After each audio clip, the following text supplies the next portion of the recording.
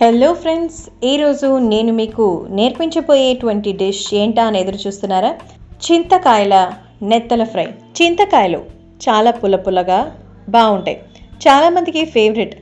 So అవి దొరకాలే కానీ లాగించేస్తారు. మరి అలాంటి చింతకాయలతో చేపలకి సంబంధించి ఏది డిష్ చేసినా చాలా బాగుంటుంది. అందుకే చింతకాయ నెత్తల ఫ్రై. సో మరి మీరు కూడా తప్పకుండా ట్రై చేయండి. సో మీకోసం అద్భుతమైన రెసిపీ రెడీగా ఉంది, చెప్పేసుకోవడానికి నేను సిద్ధం. మొదలెట్టేద్దాం. చింతకాయలు నెత్తల ఫ్రై.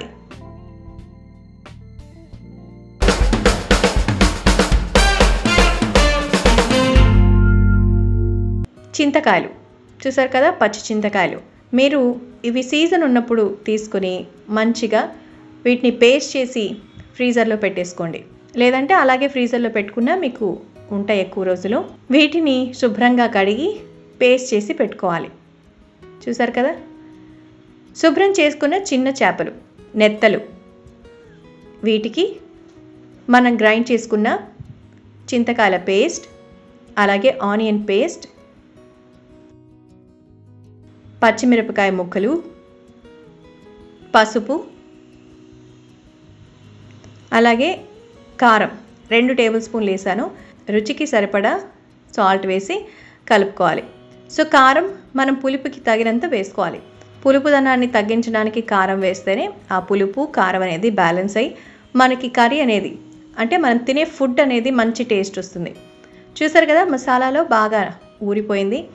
సో ఒక హాఫ్ అన్ అవర్ తర్వాత ప్యాన్ పెట్టుకొని ఆ ప్యాన్కి కాస్త ఆయిల్ వేసి వీటిని ఒక్కొక్కటిగా ఇలా తీసి మసాలాతో పాటు వేసుకోవాలి.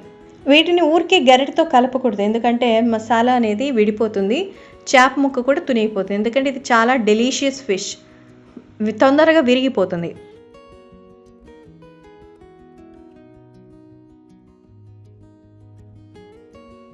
మీడియం ఫ్లేమ్లోనే వీటిని కుక్ చేసుకోవాలి.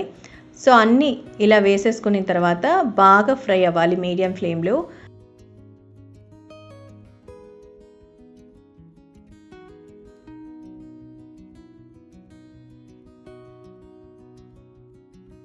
మసాలా ఉంటే మిగతా వాటికి కూడా పైన అలా అప్లై చేసేసుకోండి, ఎందుకంటే ఆ మసాలాయే మెయిన్ మనకి టేస్ట్ వస్తుంది.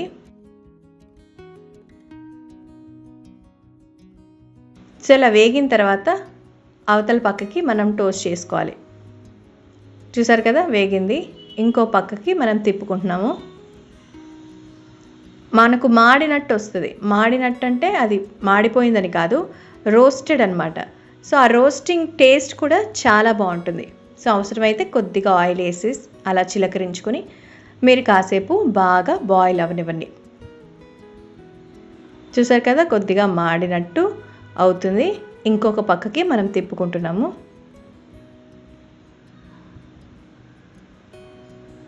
ఒక పక్క అయింది, ఇంకో పక్క. ఇలా ఒక్కొక్క చేపని ఒకసారి టర్న్ చేసుకుంటే చాలు, మళ్ళీ మీరు తిప్పుకోవాల్సిన అవసరం లేదు.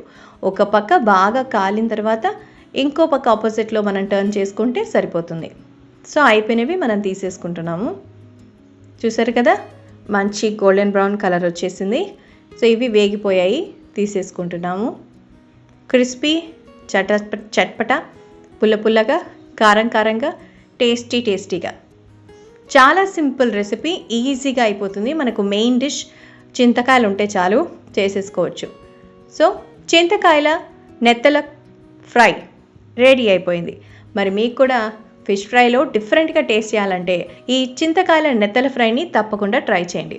పైనకి కరకరలాడుతూ సాఫ్ట్గా, రుచిగా, అద్భుతమైన ఫ్లేవర్ ఇస్తుంది. చూస్తూ ఉంటే కాదు, చేస్తూ ఉంటే కూడా నోట్లో నీళ్ళు ఊరిపోతాయి అంతే. తప్పకుండా ట్రై చేస్తారు కదా. See you on next video. ఇలాంటి మరెన్నో ఇంట్రెస్టింగ్ వీడియోస్ కోసం మా ఛానల్ని సబ్స్క్రైబ్ చేయండి. See you on next video.